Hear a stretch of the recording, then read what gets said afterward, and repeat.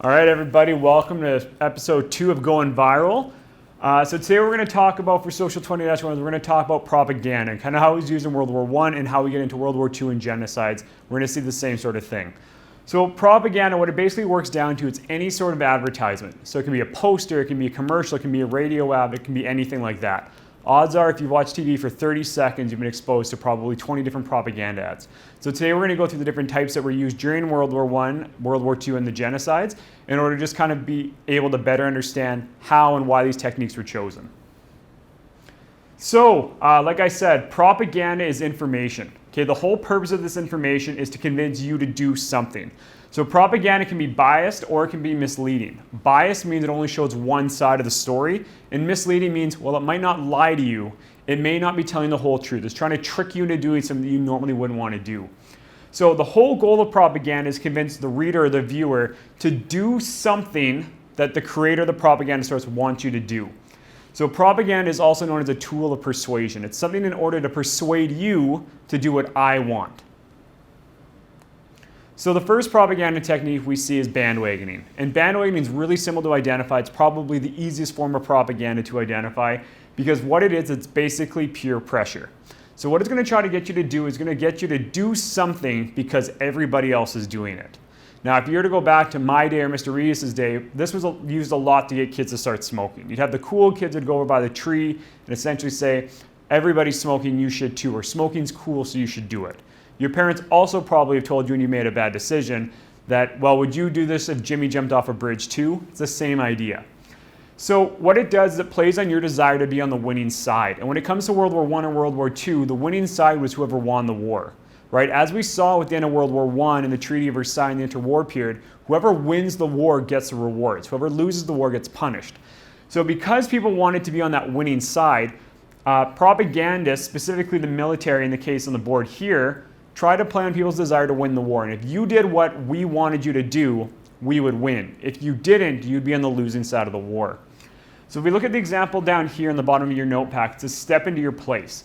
And what we have is we have about 50, 60 different men, all of different occupations. You've got a top hat for a businessman, you've got a pickaxe over here, you've got a judge or a lawyer with a wig. And they're all standing in line with the rest of the group, the majority. And as that line progresses, they all become soldiers. Essentially saying that there's no excuse for you to not join the military, right? If this miner, this judge, or this accountant can join the war, you should be able to do it too. So again, propaganda is really easy to see, right? Spot for that peer pressure that everybody else is doing it, so can you. So the next is testimonial. Again, a really easy type of bandwagoning to identify. What a testimonial is going to do, it's going to use famous people, celebrities, or fictional characters, somebody that's well known to the public, in order to convince you to do what they're doing, right? It's essentially an advertisement that says like so-and-so is using this product and they're fantastic, they're famous, they're strong, whatever, so you should be too. So if you look on the slides here, the far left, we've got Adam Levine, the lead singer of Maroon 5. Okay, notably, he's quite famous for his good looks. And part of the reason this ad's implying is that he's just proactive and that's why his skin looks so good. This is why Adam Levine is so attractive, because he uses proactive. Now, testimonials aren't always true. I highly doubt that somebody as famous as Adam Levine is actually using proactive, right? Which kind of goes to that misleading part we talked about earlier. But if he does it and he looks like this, if I do it, I could look like that too. Now, I could look like that. Some of you couldn't. You just got bad genetics. All right, in the middle here, we've got Chuck Norris. Okay, Chuck Norris is an action superstar. You guys have probably heard the Chuck Norris jokes before, like, Chuck Norris doesn't check for monsters under his bed, monsters check for Chuck Norris under their beds, those sort of jokes. So here's a big action star in the 70s and 80s.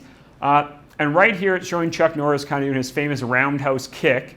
And essentially he's advertising for action jeans. So Chuck Norris fights people in his TV shows wearing jeans. And the reason he can do kung fu so well in his jeans is because he wears action jeans. If I wear action jeans, I'll have the freedom and the ability to kick bad guys in the face, I guess. Right? Again, Chuck Norris is probably wearing much better brand jeans than action jeans, but this is whoever gave him the money to pay for it.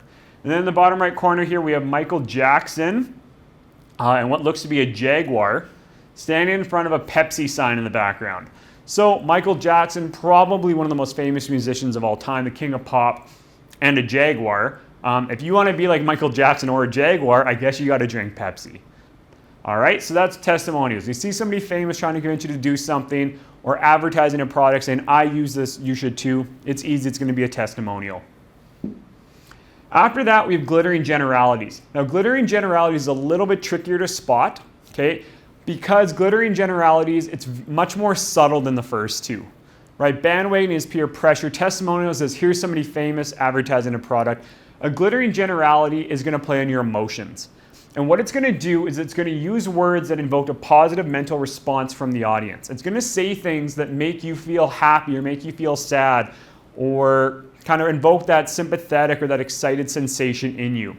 So in order to do this, we're going to see things like virtuous words. Virtuous means like pure, true, honest, holy, anything along those lines. So essentially associating those words with a product or with an individual. So a really, really famous version of glittering generalities we saw back in 2008 is the Barack Obama Hope campaign, right? So what you would see is you would see a picture of Barack Obama in red, white, and blue, the American colors, and then below his face would be these virtuous phrases like hope, right? Barack Obama represents hope. We got progress here. Again, progress is change. Barack Obama represents the change from what's going on here as well. Now, in the war, what you would see is you would see something much more similar to this. So this is an American Navy propaganda piece. And what it says is it says a wonderful opportunity for you, the United States Navy. And then they've got this naval soldier here carrying his bags while behind him there's a battleship in the sunset. Now, the common theme with all these glittering generalities is they only tell you the positive traits of what's going on. Okay, they generalize. They tell you that, yes, Barack Obama is hope, he is progress, he is change, but it doesn't mention all the reasons somebody might not like Barack Obama, right? It's going to summarize all of his policies as hope or progressive as change, but that's a generality. Not all of them are going to be that way. Same thing over here with the propaganda poster for the US Navy. Same idea. Yes, if you join the Navy, you will have wonderful opportunities. You'll travel the globe, you'll see some really nice places. You'll get to see this majestic sunset. But it's generalized in the whole experience because at the same time, for every one of these sunsets you might have a battle at sea, especially in World War I or World War II. Right? If you remember back to World War I, that Battle of Jutland, all those naval battles, or that one big naval battle, people froze to death in the Atlantic Ocean. Right? They're not going to tell you that's a possibility here. They're going to generalize everything as virtuous and as wonderful. So after that, we have another pretty obvious one. It's name calling. Okay, name calling is bullying. Right? It's calling somebody you don't like a name to make people hate them.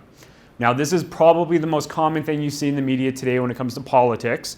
Right? Everybody's awful. Everyone's the worst.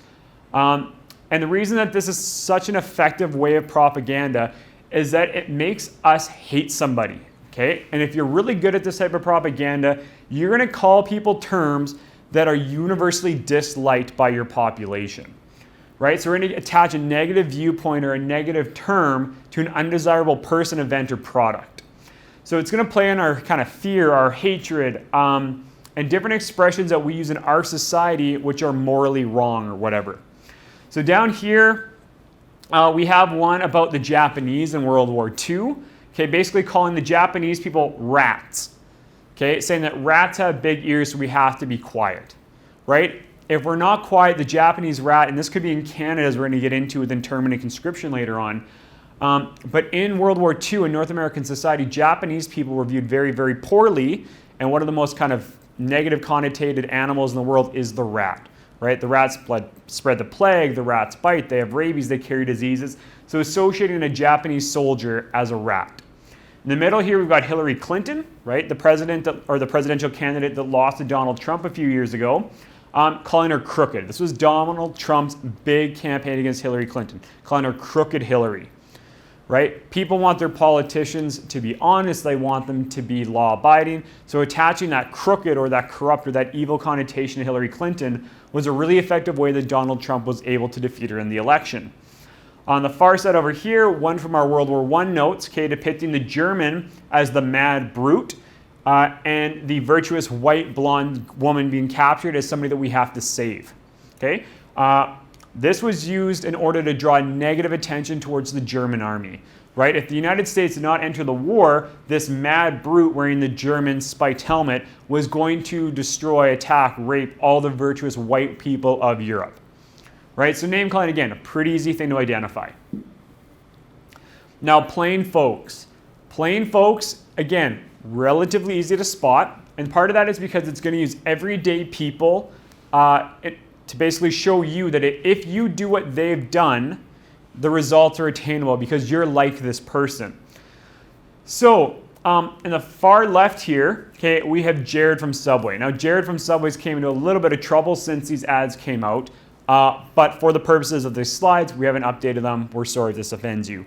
But we got Jared from Subway. Jared was a very overweight man, as you can see by him holding up his old pair of pants there, who replaced his meals every day with Subway and apparently lost over 200 pounds, right? Jared's kind of geeky looking. He's got a bad haircut, right? He wears ill-fitting clothes.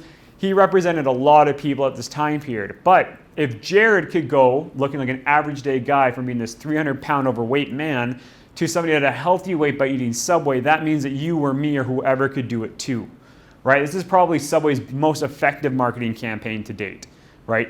Convincing us that eating an entire loaf of bread was a healthy alternative, right? Over here, okay, we have a campaign for beauty, advertising that beauty standards are something that's attainable by everybody. So we have this elderly looking woman here. She's got wrinkles, okay, but she's wonderful. Basically trying to tell us that we don't need to hold women or anybody up to these high standards because the way that we look, the way that plain folks look, is wonderful. Then we have card stacking. If any of you have ever played a card game before, you've probably cheated in a card game before, right? So card stacking is when you rig the deck of cards in your favor. So what you're going to do in this case is you're going to put all the good traits on top, right, where you would get your cards, and you're going to give all the bad traits at the bottom, which you're going to deal to everybody else. So when companies do this, they're going to tell us only the positive traits about their products. Okay? They're not even going to remotely mention their negatives.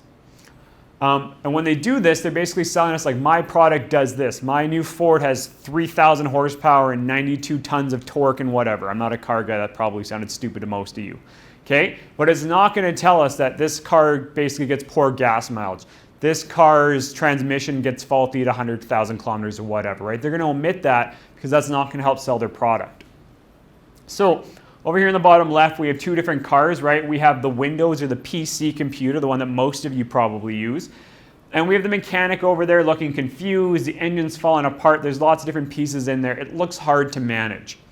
On the other side, we have the Apple or the Mac car, right, which is as easy as just turning it on and off. And the driver beside that looks like he's having a great day, right? Now, we know that not all PCs are problematic. We know that Macs have their problems too. But Mac or Apple is not going to tell us about those problems because that's not going to help us sell or help them sell their computer. Now, in the middle here, right, we have the Burger King fries. They have bigger fries that have less fat and less calories, and they taste big. Well, that's great. What they're not telling you is that French fries are still one of the most unhealthy foods on the planet, right? If you go from being the most unhealthy thing on the planet to being 40% less unhealthy, you're still pretty unhealthy.